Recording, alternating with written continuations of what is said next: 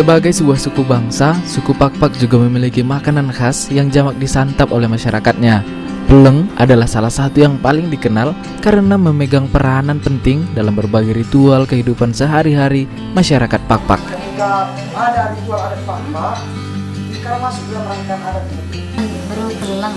Dipakai matanya Ren. Matanya Ren, nasa dapat rezekimu kita meraduna. Tu angan-anganmu. Tu angan-anganmu. Pedas dagingmu. Pedas dagingmu. Cuma di rumah. Karibahan koi jadi. Kariman koyu jadi. Sejuah-juah mau ke barang mikir. Sanjuan-juah mau ke orang mikir. Oke, itulah.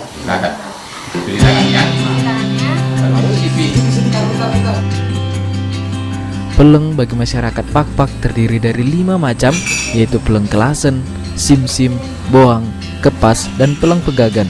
Yang membedakan di antara kelimanya adalah cara pengolahannya.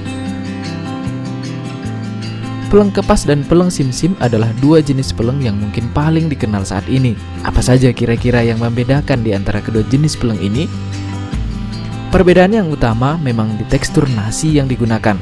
Pada peleng kepas, nasi yang digunakan cenderung lebih liat dan pulen. Sedangkan pada peleng sim-sim, nasi yang digunakan cenderung lebih lembek. Selain itu, bumbu untuk nasi peleng kepas seperti kunyit, asam, dan cabai yang digunakan semuanya mentah, dan untuk penambah rasa asam biasanya menggunakan jeruk nipis atau rimo bunga. Sedangkan kalau untuk peleng sim-sim, bumbunya dimasak dan asam yang digunakan adalah asam cikala.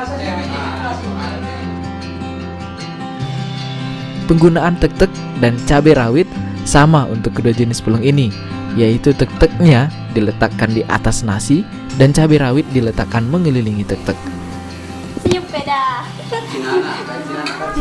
Yang mana yang paling enak? Tentu keduanya punya ciri khas dan punya keunggulan masing-masing ya. Tapi yang penting bagaimana kita sebagai masyarakat suku Pakpak mau dan mampu untuk melestarikan hasil-hasil kebudayaan suku Pakpak. Salah satunya peleng.